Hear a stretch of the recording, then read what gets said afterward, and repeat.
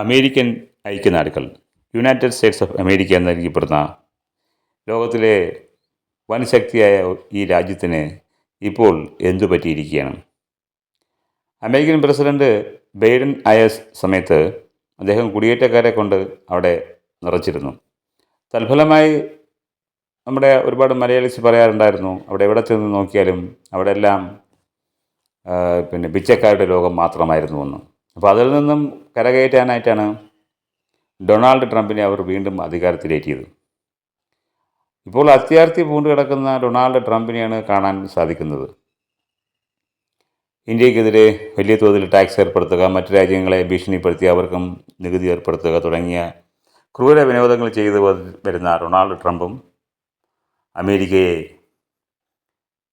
അവസാനിപ്പിക്കുമെന്ന് തന്നെയാണ് കരുതാൻ സാധ്യമാകുന്നത്. എന്താ